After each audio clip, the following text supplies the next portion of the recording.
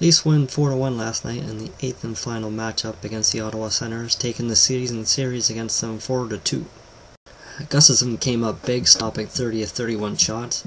His positioning was outstanding last night. His rebound control was really good. Even when he let out the odd rebound, he was in position to make the second and third saves when needed. Despite giving up 31 shots last night, I thought the Leafs played sound defensively.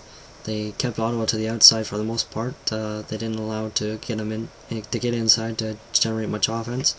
I thought they did a great job clearing out loose pucks in front of the net, and they did well clearing out bodies out in front to allow Gustafsson to see the shots from the point.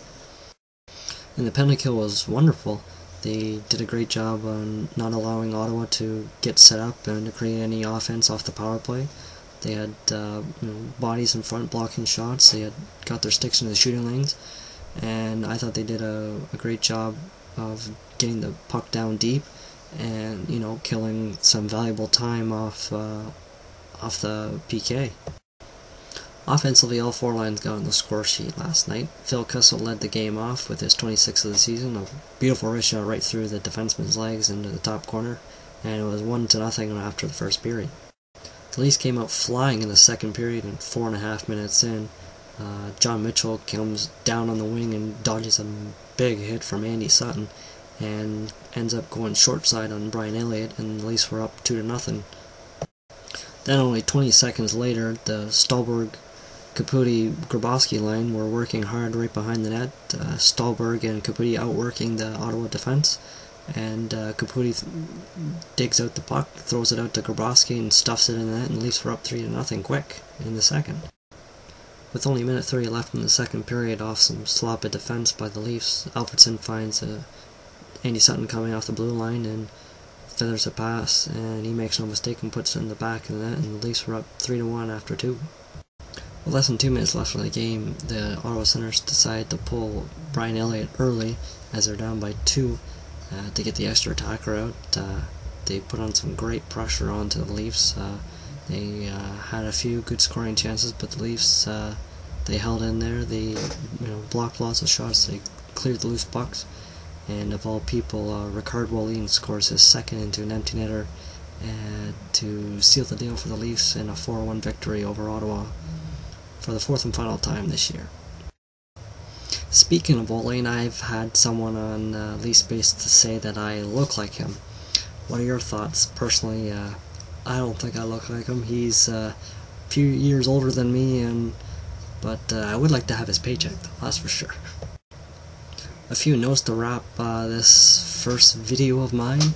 Luke Shen was a +3 last night in just under 20 minutes of ice time.